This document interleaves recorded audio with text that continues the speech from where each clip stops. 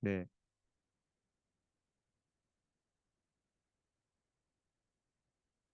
오늘부터 새로운 주제로 들어갑니다. 예, 오늘부터 구원이라는 주제를 가지고 4주에 걸쳐서 주의 말씀을 듣겠습니다. 말씀의 제목을 우리 같이 한번 크게 앞을 보시면서 읽어보시겠습니다. 시작. 수감된 자들의 구원. 네,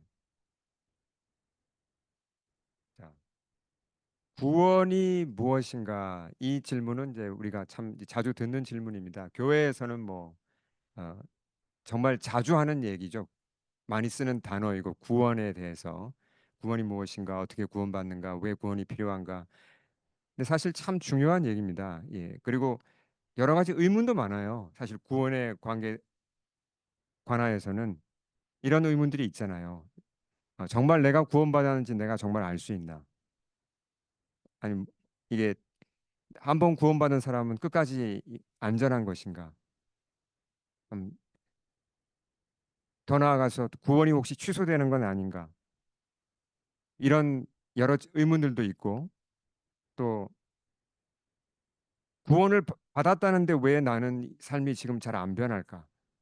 뭐 이런 여러 기타 우리 신앙과 관계된 여러 질문들이 있습니다. 그래서 구원에 관하여서 우리가 성경의 바른 진리를 아는 것이 굉장히 중요합니다. 저는 제가 뭐 교리적으로 너무 신학적으로 설명하면 딱딱하고 이게 어, 좀 이렇게 전달력이 떨어지기 때문에 네 가지 사건을 제가 뽑았습니다. 그래서 오늘부터 매주 한 사건을 성경에서 보면서 그 사건을 통해서 구원이 무엇인가를 우리가 잘 배우면 좋겠습니다. 오늘 첫째 사건은 방금 읽은 대로 그 빌립보에서 특히 빌립보 감옥에서 일어난 사건이죠. 함께 그 사건 속으로 들어가 보겠습니다. 어, 빌립보라는 곳은 여러분 어딘지 기억나시죠? 우리 사도행전 한 지가 그렇게 오래 안 되죠. 바울이 2차 선교 여행을 이제 하면서 어, 소아시아 지역에 있다가 유럽으로 처음 건너가서 그러니까 지금의 그리스 지역으로 처음 건너가서 복음을 전한 곳이 빌립보입니다. 거기서 리디아를 만났죠. 그래서 복음을 이제 전하고 이제 복음이 전해지기 시작했는데 복음이 전파되니까 문제가 생겼어요. 그 도시 전체에 이제 큰 막 이제 반대가 일어나고 핍박이 일어나면서 바울과 실라가 성난 군중들에게 붙잡혔습니다. 그래서 재판도 받지 않고 오늘날의 경찰서 비슷한 곳으로 끌려가요. 그리고 너무 심하죠. 그 재판도 안 했는데 사람이 옷을 다 벗기고 태형을 가했습니다. 때린 거예요. 그 당시 태형이라는 것은 잘못하면 사람이 죽을 정도로 많은 거거든요. 그리고 감옥에 던져졌습니다. 깊은 감옥이라고 그랬습니다. 한번 상상을 해봤어요. 야, 나 같으면 그 어떨까? 그때 그 심정이. 예수 믿고 선교하는데 갑자기 이거 시- 죽도록 얻어맞고 감옥에 들어갔으면 얼마나 마음이 비참하겠습니까? 근데 바울과 신라가 한 페이지를 넘겨주시겠습니까? 바울과 신라가 어떻게 했다 그랬죠? 25절 우리 같이 한번 읽어보겠습니다. 시작. 한밤중에 바울과 신라가 기도하고 하나님을 찬송하며 죄수들이 듣더라. 어, 고통 중에 큰 소리로 기도하는 건 좀 이해할 수가 있습니다. 기도는. 근데 뭐까지 했다 그랬죠? 찬송까지 했다 그랬어요. 이 상황에서 참 놀랍죠. 야, 어떻게 이렇게 찬양을 할 수 있을까?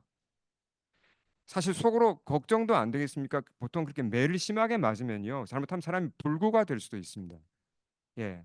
그런 거 또 걱정되고 또 내일 어떻게 될까? 앞으로 어떻게 될까? 잘못하면 이거 우리가 감옥에서 이거 오래 있는 거 아닌가? 사형 당하는 거 아닌가? 뭐 별 생각이 다 들 텐데 그런 게 싹 물러가고 찬송을 지금 하고 있습니다.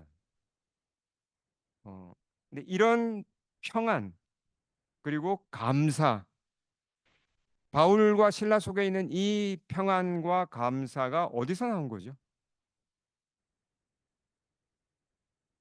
어디서 이런 게 나온 걸까요? 네, 오늘 본문을 보면 그 다음에 이어지는 대화에서 계속 나오는 말이 나옵니다. 간수하고 좀 이따가 대화를 하잖아요. 그 근거는 구원이에요, 구원.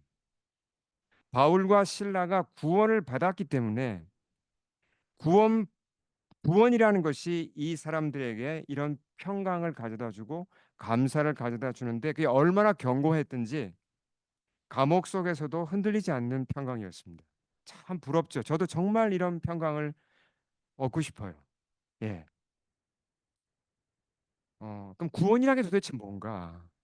아니, 구원이 뭐길래 사람으로 하여금 이런 캄캄한 감옥 속에서도 어떻게 평안하게 할 수 있고 감사가 넘쳐서 찬양까지 하도록 만드냐는 거죠. 도대체 구원이 뭔가? 구원에 어떤 힘이 있는가? 참 놀랍잖아요. 그러니까 정말 사람이 구원을 받으면 물론 바울과 신라처럼 똑같이 되지는 않지만 뭔가 이런 새로운 힘을 얻게 되고 새로운 평강의 그런 근원을 얻게 된다는 겁니다. 세상에서는 도저히 찾을 수 없는 거죠. 예. 바울이 나중에 로마서에서 이런 말을 합니다. 우리 같이 읽어볼까요? 시작. 생각하건대 현재의 고난은 장차 우리에게 나타날 영광과 비교할 수 없도다. 바울이 고난을 많이 당했잖아요. 이 지금 빌립보에서도 큰 고난을 당한 건데 그가 이렇게 얘기합니다. 방금 읽은 말씀대로 우리에게 나타날 영광, 장차 나타날 영광과 비교할 수 없다. 근데 구원받은 자가 받게 되는 영광이죠. 구원받은 자가 받게 되는 것들이 많이 있습니다. 우리는 죄를 용서함 받고 하나님의 자녀가 되고 영원한 생명을 얻고 영원한 나라를 상속받게 되고 이런 영광스러운 것들을 조금씩 헤아리고 조금씩 이해하고 조금씩 아 그렇구나 하고 내가 알아갈 때 이게 너무나 크고 놀라운 선물이기 때문에 세상에서 받는 고난들을 이게 덮을 수 있다는 겁니다. 이 상쇄시킬 수 있다는 거예요. 이게 세상 고난이 쉽다는 건 절대로 아니에요. 감옥 들어가는 게 얼마나 힘듭니까? 이거 힘들어요. 고통스러운 거예요. 괴롭죠. 그렇지만 그 괴롭고 힘든 감옥조차도 다 덮어버릴 정도로 이 구원받은 자의 영광이 크다는 얘기를 하는 겁니다. 예. 우리가 이걸 잘 알아야겠죠. 구원받은 자가 이렇게 놀라운 선물을 받는다는 겁니다. 자, 바울과 신라가 이렇게 감옥에서 기도하고 찬송하는 중에 초자연적인 일이 일어나죠. 어떤 일이 일어났습니까? 감옥이 지진이 일어났습니다. 성령께서 이렇게 간섭을 하신 거죠. 그리고 옥문이 저절로 다 열렸어요. 그리고 심지어 발에 채워 놓았던 그 착고라는 게 다 저절로 풀렸죠. 그때 이제 간수에게 초점이 옮겨집니다. 예. 간수를 한번 보죠. 이 사람은 지금 자기 책임은 뭡니까? 바울과 신라를 잘 지키는 게 자기 책임인데 자고 있었어요. 한밤중이니까. 근데 지진이 나서 깨었죠. 근데 보니까 뭐가 보입니까? 감옥 문이 다 열려 있습니다. 순간 엄청 당황한 거죠. 아, 이거 죄수들이 다 도망갔구나. 죄수가 도망가면 그 당시 간수는 어떻게 되죠? 보통 죄수가 받을 벌을 자기가 받아야 됩니다. 무서운 거죠. 그러니까 너무 이제 당황하고 이게 그냥 낙심해가지고 어떻게 했죠? 예, 보면 자살하려고 그랬습니다. 이 사람이 지금. 아, 이거 나는 끝났구나. 나는 완전히 망했구나. 그래서 칼을 빼어들었죠. 자기를 찌르기 위해서. 그때 어두운 감옥이 그 뭐 캄캄한 감옥이었는데 바울과 신라가 어떻게 이 또 간수를 봤어요. 보고 이렇게 얘기합니다. 급하게 말린 거죠. 당신의 몸을 상하게 하지 마십시오. 안 됩니다. 찌르지 마세요. 우리 도망간 거 아니에요. 다 여기 있습니다. 라고 말렸죠. 그때 간수가 등불을 가지고 바울과 신라가 있는 그 감방으로 뛰어 들어와요. 그리고 덜덜덜 떨면서 무서움으로 두려움으로 떨면서 예. 자, 무서워 떨매라는 표현이 있죠. 뭐라고 그랬습니까? 엎드려서 이렇게 얘기했어요. 선생들이여 내가 어떻게 하여야 구원을 받으리까? 라고 물었습니다. 자, 이 사람의 이 말을 우리가 주목해서 살펴봐야 됩니다. 이 사람이 왜 이렇게 두려워했을까요? 그 두려움의 근거를 한번 찾아보죠. 분명히 죄수가 도망갔으면 이 사람은 끝이잖아요. 죄수가 도망갔습니까? 안 갔습니까? 안 갔잖아요, 지금. 그러면 더 이상 두려워할 필요가 있나요? 없죠. 그 지진 때문에 두려워할 수도 있습니다. 지진이 근데 계속 나고 있습니까? 지진은 멈췄어요. 근데 왜 아직도 두려워하죠? 어, 왜 두려워하죠, 이 사람이? 이 사람이 지금 느끼는 두려움은 보통 때 느끼는 두려움하고는 좀 다른 두려움입니다. 그러니까 지금 우리가 짐작할 수 있죠. 그 빌립보 시 전체를 지금 바울이 몇 달 동안 복음을 전했습니다. 그리고 바울 때문에 소동이 막 일어났고, 그러니까 이 간수도 복음을 들었을까요? 안 들었을까요? 분명히 들었을 겁니다. 들은 게 있어요. 거기다가 초자연적인 지진이 일어났습니다. 자기 아마 평생 처음 봤을 거예요. 그리고 저절로 감옥문이 열리는 걸. 그런 걸 보면서 간수가 뭘 느낀 겁니까? 어떤 하나님 앞에 두려움을 느낀 거예요. 하나님의 임재 앞에 어떤 두려움을 느낀 거죠. 그러면서 자기가 죽을 것 같은 그런 예, 공포로 떨면서 살려주세요. 선생님들 제가 어떻게 해야 제가 살 수 있습니까? 저를 도와주세요라고 간절하게 지금 매달립니다. 이것은 하나님의 나타나심 앞에서 죄인이 느끼는 두려움이에요. 예. 사도 베드로가 처음에 부름 받을 때 어떻게 했습니까? 그 갈릴리 호숫가에서 고기 잡이 뭐 이렇게 하고 있다가 예수님이 깊은 데로 가서 그물을 내려 고기를 잡으라 그랬을 때 많이 엄청난 고기가 잡힌 걸 보고 어떻게 했습니까? 그때 비슷한 두려움을 느끼죠. 그가 떨면서 두려워했거든요. 그 비슷한 두려움을 간수가 지금 느끼고 있는 겁니다. 자, 여기서 사실 좀 굉장히 진지한 장면인데 한편으로는 좀 우스운 부분이 있어요. 왜 그러냐면 지금 누가 누구한테 도와달라고 지금 그러는 겁니까? 간수가 죄수한테 살려달라고 지금 그러는 거예요. 우리 거꾸로 해야 되는 거 아닙니까? 그러니까 죄수들이 힘드니까 간수한테 도와달라고 그러고 살려달라고 그러고 그래야 되는데 거꾸로 지금 간수가 도와달라고 죄수를 붙들고 있습니다.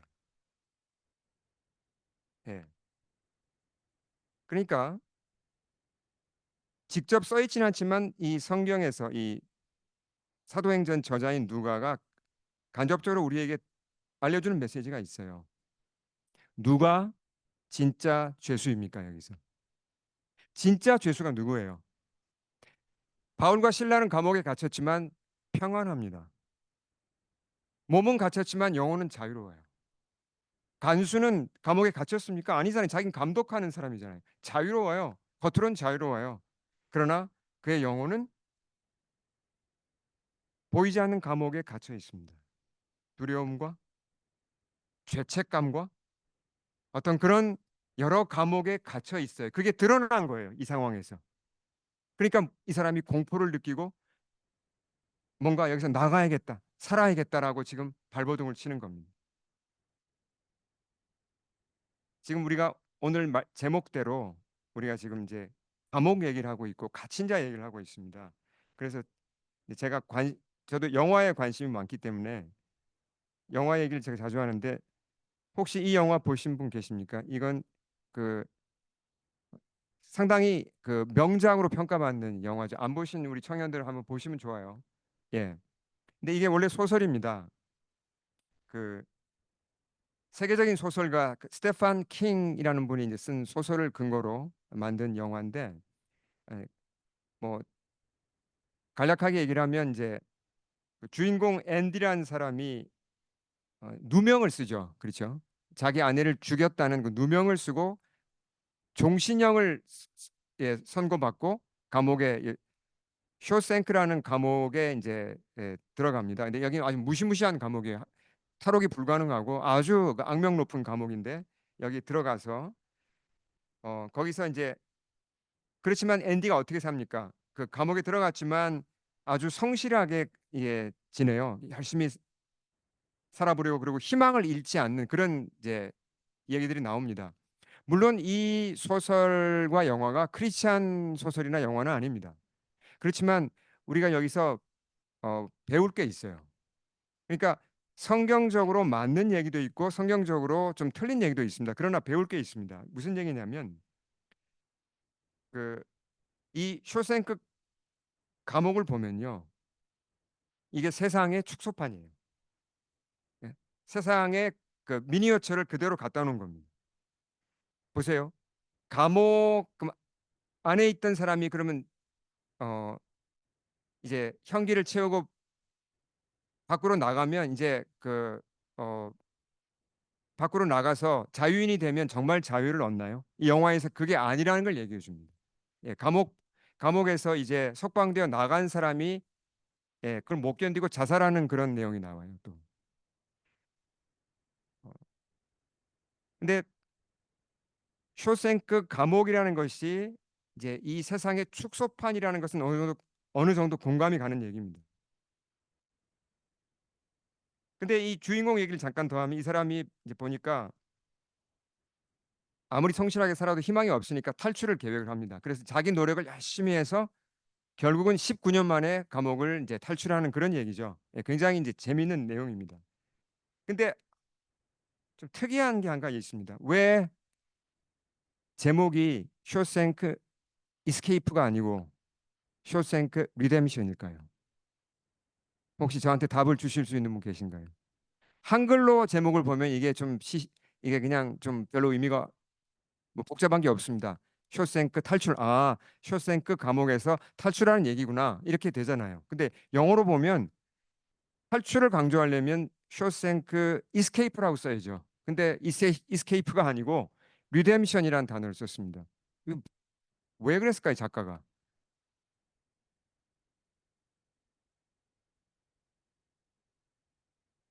어,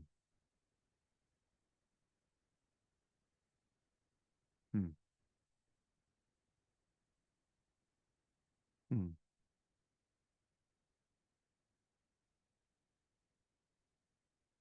음,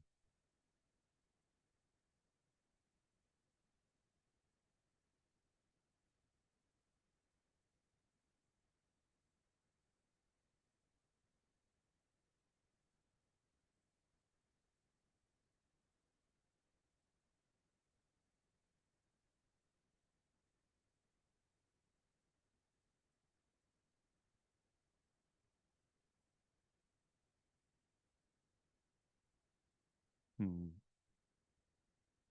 네, 저는 이런 분이 참 좋습니다. 이렇게 뭐 이렇게 영화 얘기를 해도 참 잘 통하고, 예, 우리 광현 형제.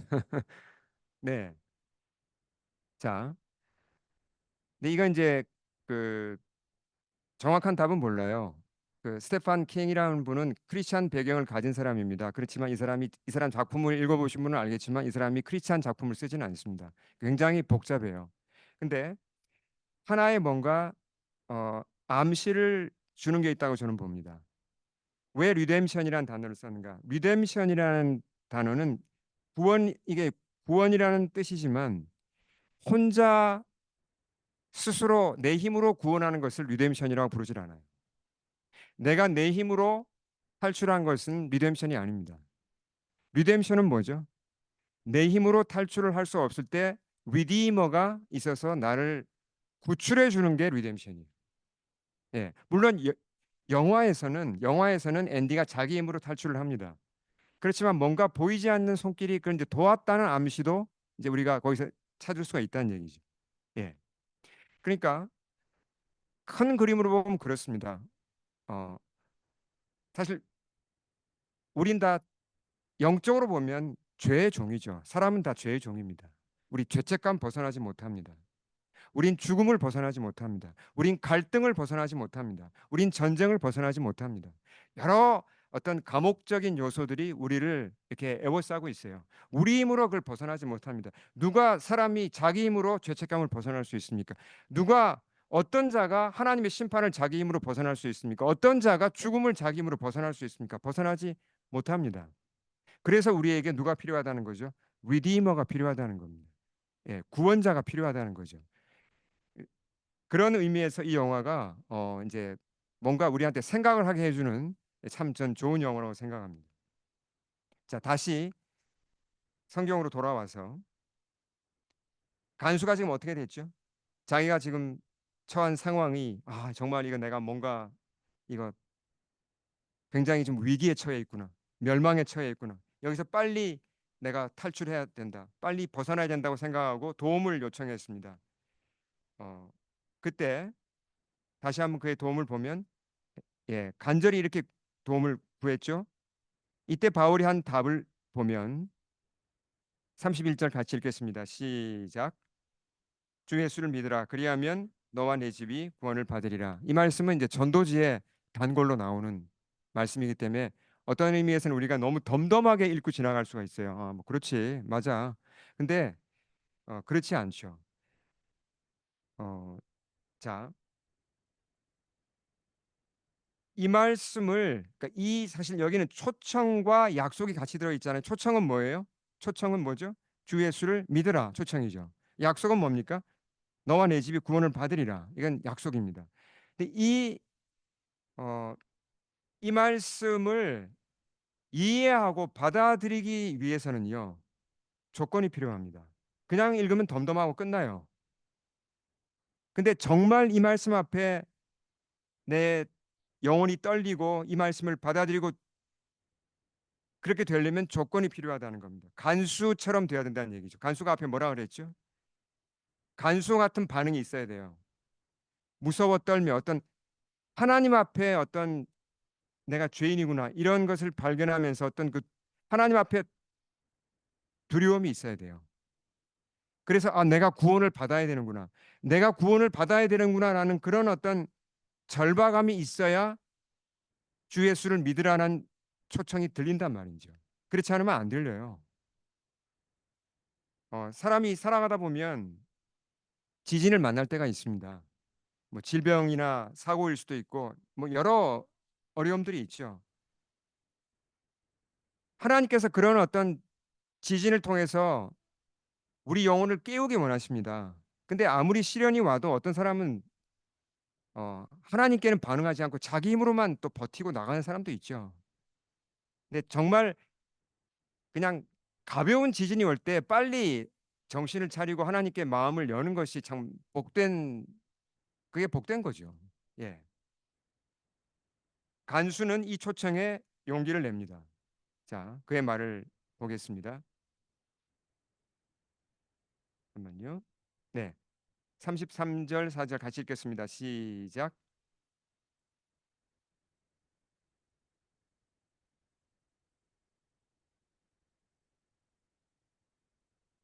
그들을 데리고 자기 집으로 올라가서 음식을 차려주고 그와 온 집안이 하나님을 믿음으로 크게 기뻐하니라.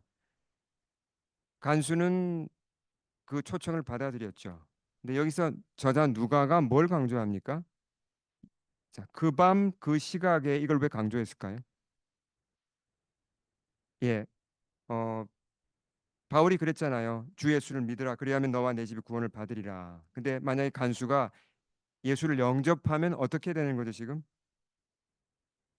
간수로서 지금 죄수가 전해준 그 복음을 받아들이면 어떻게 됩니까? 어떻게 될 수 있습니까? 어떤 위험이 있죠? 예, 지금 바울이 복음 전하다가 감옥에 들어왔는데 자기가 그 복음을 간수가 그 복음을 받아들이면 이건 뭐예요? 그 빌립보 그 뭐 경찰서장이나 이런 사람들이 볼 때는 이 간수 이거 도대체 뭐야? 이뭐 죄수랑 한패잖아. 너도 그러면 감옥에 들어가 이렇게 되는 거잖아요. 굉장히 위험하고 큰 불이익을 당할 수 있는 상황입니다. 예수를 믿고 안 믿고에 따라서. 그러니까 이러지 않겠습니까? 주 예수를 믿으라 그러면 잠깐만요. 저 잠깐 생각해 봐야 돼요. 이거 함부로 받아들였다가 이거 내 인생이 잘못될 수도 있는데 좀 시간을 주십시오. 그럴 수 있잖아요. 그러니까 당장 안 믿고 뒤로 미룰 이유가 충분히 있습니다. 근데 이 사람은 어떻게 했다고요? 그 밤 그 시각에 영접했어요. 왜 그렇죠?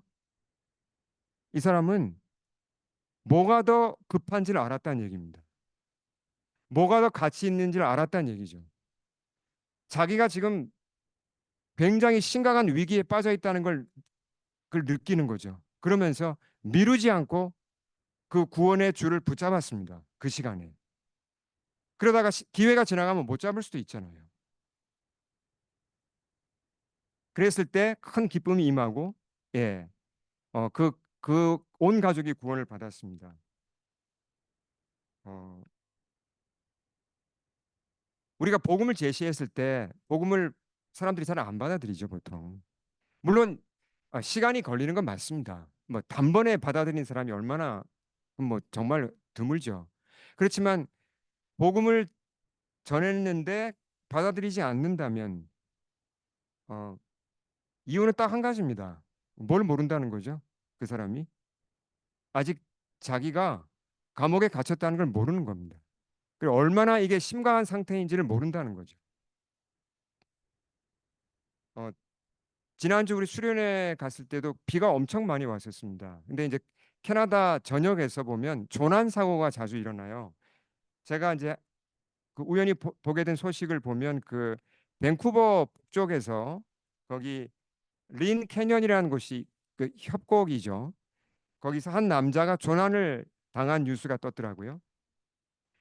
근데 그 지역이 굉장히 그 광활해요. 조난을 당하면 문제가 뭐냐면 찾기가 힘들어요. 너무 넓으니까. 이 사람이 조난 신고를 했는데 하고는 아마 전화가 꺼져버린 것 같았어요. 그러니까 경찰이 이건 이제 찾아야 되는데 이게 찾기가 너무 힘들었는데 다행히 드론을 써가지고 이 사람을 발견을 했습니다. 그래서 이제 헬기가 가고 이제 그 협곡이었기 때문에 사람이 직접 내려갈 수가 없었고 헬기로부터 이제 그 로프를 타고 구조대원이 내려가서 이 사람을 건져서 올라왔어요. 겨우 구출을 했어요. 자, 그럼 이렇게 한번 가정을 해보죠. 이 사건을 기초해서 이거 가정입니다. 자, 이 사람이 지금 조난 당했습니다. 근데 로프를 타고 구조대원이 헬기로부터 내려갔습니다. 그래서 이제 그 사람을 그러면 데리고 올려면 이제 협조를 해야 될 거 아니에요. 아, 이렇게 우리가 당신을 지금 구조하려고 왔습니다. 같이 가시죠. 근데 그 사람이 답을 합니다. 잠깐만요. 저 좀 생각해 볼게요. 따라갈지 안 따라갈지. 저 올라가는 게 나을지 여기 있는 게 나을지 전 잘 모르겠어요. 있어 보니까 괜찮아요, 여기도. 그러면서 시간을 달라 그래요. 그럼 예, 시간 쓰세요. 잠깐 생각하더니 지금은 아닌 것 같습니다. 전 여기 있겠습니다. 이러는 사람이 있습니까? 없죠. 왜 없죠? 거기 있으면 곧 죽는다는 걸 아니까. 빨리 올라가야죠.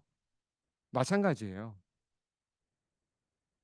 많은 사람들이 구원을 받아들이지 않는 이유는 내가 처한 현실을 모르기 때문이에요.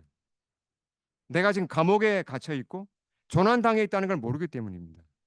예. 물론 이걸 깨닫는데 시간이 걸리기도 합니다. 그러나 너무 늦추지 말아야 되죠. 예. 자, 정리를 해보겠습니다. 우리 수련회 때도 이 말씀을 봤는데, 자, 하이라이트한 부분 잘 보시면서 전체 말씀을 다시 한번 같이 읽겠습니다. 시작. 주의 성령이 내게 임하셨으니 이는 가난한 자에게 복음을 전하게 하시려고 내게 기름을 부으시고 나를 보내사 포로된 자에게 자유를 눈먼 자에게 다시 보게 함을 전파하며 눌린 자를 자유롭게 하고 주의 은혜의 해를 전파하게 하려 하심이라 하였더라. 이 말씀은 예수님께서 나사렛 회당에 오셔서 어, 하신 말씀이고 이사야 61장 말씀을 인용하신 말씀이죠. 근데 거기서 하이라이트한 부분을 잘 보시기 바랍니다. 누구를 구하러 오셨다 그랬죠? 포로된 자를 구하러 오셨다 그랬습니다. 영어로 보시면 포로된 자가 누구죠? The captives라고 되어 있습니다. 갇힌 자예요. 이건 감옥에 수감된 자라고도 표현할 수 있습니다. 죄에 종된 자라고 할 수 있죠. 넓은 의미에서 보면 그래서 성경은 뭐라고 얘기를 합니까? 모든 사람이 죄인이고 모든 사람이 사실은 감옥에 갇혀 있다는 겁니다. 보이지 않는 감옥. 예. 앞에 말씀드린 대로 죄의식과 또 두려움과 함심과 어떤 더 나아가서 죽음과 여러 가지 내 힘으로 뛰어넘을 수 없는 그런 어떤 한계 상황들이 창살이 되어서 우리를 가두고 있는 것입니다. 그렇게 포로된 자에게 갇힌 자에게 주님이 뭘 주러 오셨다 그랬죠? 자유를 주러 오셨다는 말씀이 to proclaim liberty를 헬라어로 보시면 이게 forgiveness하고 똑같은 단어입니다. 용서함으로써 자유를 주러 오셨다는 거예요. 그래서 우리가 그리스도를 만나서 용서를 받을 때 그 감옥에서 나올 수가 있다는 겁니다. 예. 물론 이런 감옥에서 나오는 이게 구원이잖아요. 이게 구원이잖아요. 이 구원이 이 간수처럼 하루 밤 사이에 일어나기도 합니다. 어떤 사람은. 근데 어떤 사람은 오래 걸려요. 몇 주, 몇 달이 걸리기도 하고 몇 년이 걸리는 사람도 있고 돌아보니까 내가 감옥에서 나왔네. 와, 할렐루야. 내가 변했네. 와, 자유를 얻었네. 내가 이렇게 시간이 지나서 이렇게 알게 되는 사람도 있어요. 예. 저 같은 경우도 저는 그렇게 길게 걸리진 않았습니다. 한, 한 2, 3주 사이에 확 어떤 변화가 일어나서 제가 자유를 내가 자유를 얻었네라는 걸 제가 이제 스스로 보니까 이렇게 알겠더라고요. 예. 그러니까 우리가 교회 오래 다닌다고 구원받는 건 아니죠, 분명히. 우리가 자신을 잘 돌아봐야 됩니다. 어, 감옥에서 정말 나는 나왔나는 거죠. 성장은 두 번째 문제입니다. 첫째, 구원의 문제죠. 정말 내가 감옥으로부터 나온 게 맞냐는 거죠. 자신을 돌아봐야 돼요.